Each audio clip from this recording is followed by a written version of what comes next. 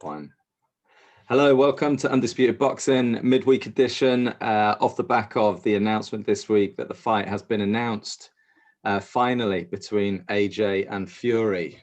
I woke up this morning to, my phone had gone crazy on Twitter and messages from fellow boxing people that, finally it's been signed. Rick, what do we know so far?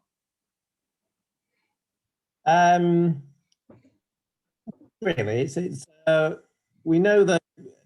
Well, it seems like Hearns jumped the gun a little bit and peed a few people off by announcing it. I think it's a strange one that we knew that we were almost getting like a running commentary on this fight. We knew that they were, putting the contract together, and then we knew that they would go down to the last details, and then they knew that all the details were agreed and that they were going to, they're waiting for signed signatures, and that should come today. And now we've got the news that it's all been signed. So it's weird. We're almost getting every little step. So really, it's just the next progression. But the signing is a big issue because it does mean now that that's all locked in. I think the tricky stuff is that there seems to be a 28-day window now where they've got to agree location and dates. Yeah. And if they're not agreed in that time, then either boxers walk away and go, "Oh, I'll go elsewhere for a fight." So, and maybe that's the way Tyson was coming from, saying there's a lot still to be done. And maybe there's some disagreement. And I imagine the world we're in at the moment, it is quite tricky. What's going to be able to be put on when? And police would probably normally be able to totally outbid London, but now it might be, we can't guarantee that in June we'll be able to put it on, and therefore we'll offer this now, but we might have to pull out a month from it. I don't know. It might be those kind of things. I mean, the Olympics isn't even going to be having people coming abroad and stuff, from abroad and that's so it's tricky. So I'm happy, but for me, it was the next step that I was expecting. Yeah. And it's still quite tentative. Yeah. I'm a little bit. I'm kind of erring on the side of caution. I'm not getting too happy just yet. I mean, in all honesty, I don't think I'll be happy until each fighter is in the corner and that first bell goes, because there is still so much that can, I guess, sort of scupper the fight, and things can still go wrong. And until you've got a location and a date, that will probably solidify it a little bit more. It's almost kind of like a no news story, really. Hearn has definitely jumped the gun. But going back on Tyson Fury's interviews last week, he doesn't look very happy, does he? It looks a little bit he's definitely short in his interviews. I know he's having a bit of a laugh and a joke and tongue in cheek and drinking 12 to 14 pints a day. He's still having a laugh and a joke, but he definitely doesn't seem happy. And I just wonder whether there's a little bit of back and forth between him and Warren and Aaron. I mean, Fury's side definitely has a lot more hands out, basically, that need a slice of the Fury pie. Whereas AJ, it sounds like he doesn't have as many people that are, have got their hands out. It's only really Hearn and his management company, and that's, really about it. I just wonder if that's, the source of his potential, dissatisfaction or being a bit short. I did find it odd that in one of his interviews, I think that interview, he said he'd never box in England again. Heard him say that before, but he made a big point. I'll never box in England again. It's all about America for me. Well, I'm sorry, but this fight could end up in England if the foreign money isn't there, and going with the jabs. It might have to slip to early July, but you've probably got a Wembley Stadium you can stick 90, 100,000 in, and if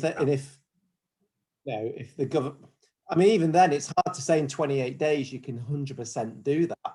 I think this is the problem they're going to have. It's like, who can guarantee that they're going to be able to put this on in 28 days? Yeah, because those side fees are they're going to want to maximize the revenue, aren't they? They'll want to have a significant gate. And someone's going to have to put the money up, probably, or put it in escrow. And go, here's your 100 million, and and there'll be things around that. So say like Saudi go, we'll do it, and then a month from the fight, there's a massive outbreak, and their government actually can't put it on now. They might have to lose half of that. Do you know what I mean? It's all those. The COVID thing's made it very difficult, and it's like even in you can't say if things go to plan in the UK, Wembley could hold it at the beginning of July after the Euros. I don't know. But, I still think it'd be too early for them to do that in July. Not as the time frame goes. All in terms of the time frame of the UK, the 21st of June is when all restrictions cease. Because they're saying that you'll be able to have the semis and the final of the Euros at Wembley full capacity. I don't know. From everything that I've read and watched today, if I was to accumulate all of that, people's opinions and sources, tells me that it's going to be the first fight will be in Saudi, and then the rematch, the second fight, has the better chance of being in the UK. I think just because of what they can guarantee. So that'll be. And I think you'd be right. Can Saudi? Where are they with their vaccine? Saudi, I have no idea. They may not give a shit. They might go, we're going to put it on anyway. Yeah. But then are you going to have a fallout of, right, we still got, no Brits are allowed over there. I see there's a lot of questions. It's like, okay, the fight's going to be over there and it's only locals going. I mean, it may, hey, that'll cause a hell of a stink. Yeah. Possibly. Big fight in British history, and it's just full of, non-Brits. Yeah. I don't think that's going to be much of an issue. I think at this point, nobody really cares where it is now. I mean, the fact that it's actually going to happen. I mean, how many fights have sort of slipped by that we should have seen over the years? Amir Khan, Kell Brook, Mayweather and Pacquiao was very, very late. Even in today, we're nowhere near Crawford, Errol Spence happening. Any of the supposed four kings, quote unquote, at lightweight, they're nowhere near fighting each other. Probably not for another couple of years. This is actually on. They've happened. So I think boxing fans are just got to be glad that it's actually happening. Well, I don't care if it's on. I don't care if it's in Nepal. I just don't. As long as we're going to get to see it, and you got access to a TV, you can pay for it, and we can watch it. That's all I care about. I'm really not. I still don't get the people that are so desperate for it to be sort of in the UK. I really don't think that's going to be much of an issue. But yeah. Do you have you got a prediction for it yet? Which way are you swaying at the moment? We'll obviously do a prediction nearer the time, but sorry, just before you answer that, just one thing that when Saudi had the fight with the Ruiz, they obviously put a lot of money forward, and one of the guarantees it was that during the whole fight and between every round, all the adverts were about visit Saudi. Yeah.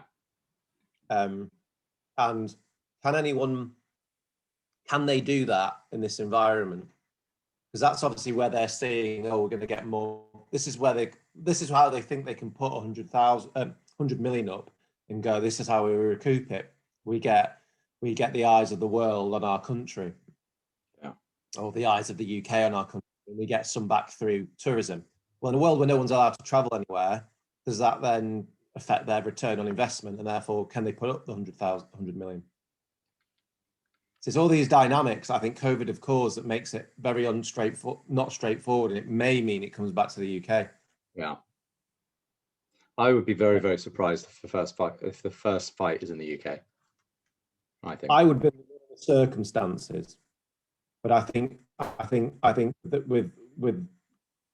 with Boris saying that from the 21st of July you'll be able to fill stadiums, it's still an if and a but if we'll stick to the plan, but that is the plan. Yeah. Then that, I'm not saying it won't be. It definitely will be England. I just think it has moved a little bit more. The percentages have moved a little bit. Okay. Yeah. But it still well may end up somewhere. It's just these are the dynamics that are going on. Saudi may go, sod it, we'll just have it anyway. They've got so much money over there. It might not. They might. We'll put the advert out there. But in terms of who I think, I've thought this for like a long time, and whether my mind will change nearer the fight, I don't know. I think it's been interesting the last couple of years because you've seen two different types of the fighter. So you've seen John, who's more come forward and look for the knockout. He's shown he can box a bit more. I think we all knew he could box, but Yeah. you know, he's shown he can move a lot and move for 12 rounds and prove that fitness that I think people have a doubt about. And I think, you know, Fury has shown he can fight another way. Yeah. I think at the moment I lean towards Fury on points. I think if Fury boxes like he did against Klitschko, that's his best chance of winning. I think if he tries to fight like the Wilder fight, he's moving the fight into Joshua's territory. If he comes forward, you mean? Come forward the way he did in the way he did. Yeah, I really don't think he'll take it that way. Yeah, I think he'll be a lot more cautious. So I think for me, you know, it's the fight. It depends what Tyson does. If Tyson chooses to box, I think he will be a 60-40 favorite. I think if he goes in to try and do what he did against Wilder, it probably swings the other way. And I think he'll box like he did against Klitschko. He may be a little bit more aggressive, not quite in between the two, but slightly more aggressive than he was in the Vladimir fight, but not much more. Mm.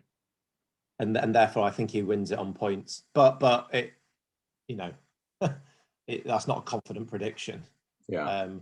I don't buy this whole thing. I mean, you see it all over the place. And I think these are just people that are emotionally one person's corner. I mean, I love both the fighters. Yeah. I've always thought, you know, Joshua I've been a bit more into because he's just more exciting. But then Fury has proven he can be exciting recently. But I adore them both, you know what I mean, as British boxers and top of the tree and big names. It's weird, really. I'll be nervous for the fight, but I won't be nervous for anyone particular because whoever wins, I'll probably be happy with as long as it's not a daft decision. But I don't buy these people that say, oh, he'll get his head boxed off. But you know what I mean? It's almost like it's dead easy for one or the other. I think it's going to be the hard fight for both, probably. Yeah. Yeah, I agree. I think it's going to be, a very hard fight for both. It's weird, isn't it? How it's very, very tribal. You're either AJ or you're really Tyson. You know, there doesn't seem to be many people kind of in the middle.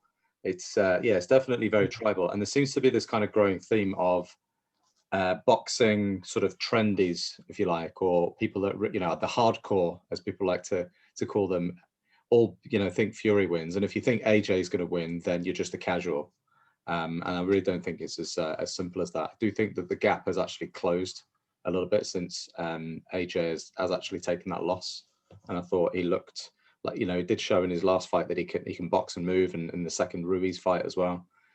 I've been actually thinking maybe AJ on points, you know, because, and it all depends on what the judge is going to like. I think it'll definitely go the distance. And if AJ is going to be coming forward and laying gloves on Tyson, whether he connects cleanly or not, he is going to be shown to be the aggressor. It really depends on what the judges, you know, what those judges like. Are they going to like the come forward, or are they going to like the slickster on the back foot? You know, a little bit like, you know, look at the Zelfa Barrett, Kiko Martinez fight.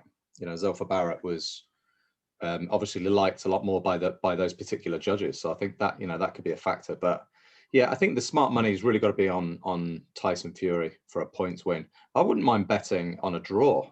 I think a draw could be actually a good little punt. Yes. I mean, what odds would you get on a draw? 33-1 it usually is, isn't it? Yeah. I mean, I've always thought, and more, I think Fury's open for an uppercut. Especially when he gets aggressive. Now he was open for the uppercut all day against Wilder, but he probably knew that he hardly ever throws it. But Joshua often throws an uppercut, so he may not do it. But Fury sometimes punches really quite strangely. He kind of like does that quite straight, and then he'll do that straight away. He's got this massive gap you can you know, you can get a counter.